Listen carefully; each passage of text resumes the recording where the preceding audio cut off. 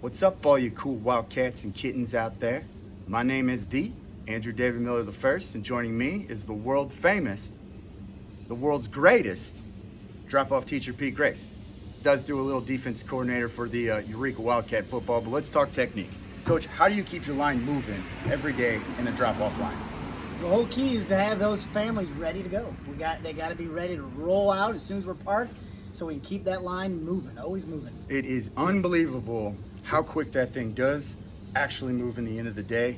I recommend this man right here, building plans all across the nation. Drop-off teacher of the year. If there was an award, you clearly got it. Thank you. Right? Thank you. But let's talk football. This is a big year for you guys. There was a big, the whole season didn't exist last year. And you had a class of juniors last year that didn't get necessarily a whole lot of playing time. There was a lot of opportunity that was coming up this season. They stayed with it. Can you speak about their intensity, their focus, and their maturity, being able to make it through last year and now being leaders on the field as seniors? Yeah, for sure. As we all know, last year created quite a few challenges, and it kind of cut the season short for a lot of our team. Especially even a lot of these kids that are going to play this year were on a shortened JV schedule as well last year, so they didn't even get a full slate of JV games. So coming in this year with some more things clear, we're so excited about how the kids have just attacked our off-season plan, and they've gotten even more than normal. They're working probably harder than we've ever had in the past. And our attendance and our work ethic and everything we've had for these kids in this off-season has just been phenomenal.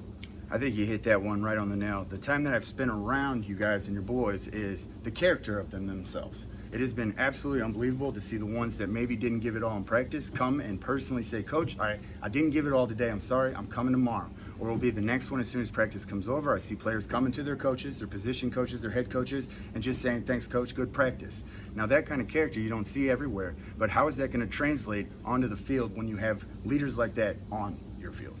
Well, for example, we voted captains this year, voted on by the players themselves, and the coaches got a vote. And of our 6 captains, 4 of them are going to play on defense for us this year. We have Mason Mayer, we have Brady Flanagan, we have Aiden Funky, and we have Will Nelson playing Mike Backer for us.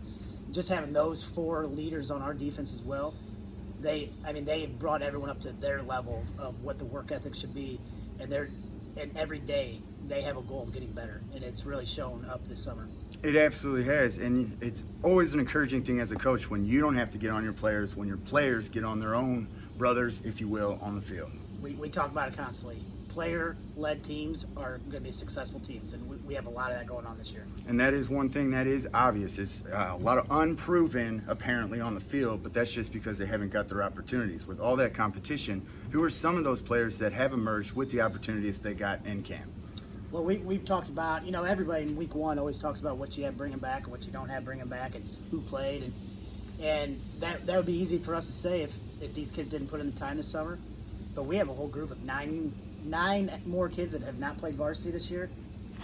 But they're experienced already. They put in the work this summer. They've already they opened up their scrimmage this summer with the state champs of Ray Peck.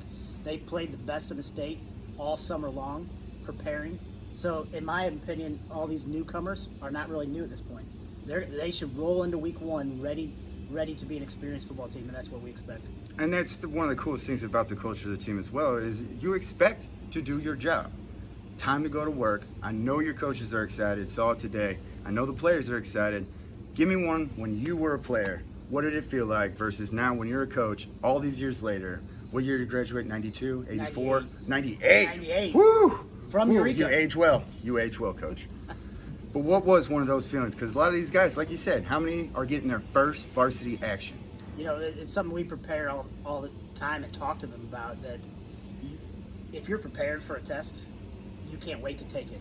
Right. Should have paid more attention in school. That's the way our kids feel right now. They're so prepared that they can't wait to go take that test. And I ended our message this morning with our team that these next 36 hours are going to be the longest 36 hours of their life. Because it's not really nervous. It's almost excitable energy that they have, that they're going to have to be able to control, to be able to be ready to unleash. Tomorrow night, 8 o'clock, game time change. We push back an hour for the heat. So can't wait to see it tomorrow night. But the heat ain't been bothering them much, have it? They've been getting after it. They've been hitting hard. They have not been soft when it came to the practices, and it has been incredibly encouraging to see that as well. The overall attitude, the overall excitement, the overall enthusiasm. But I got to ask again, When you were a player, what did it feel like? And now as a coach, what's go through your head? Same thing. I think I'm excited, more excited. Just can't wait for it to happen. Is how I felt.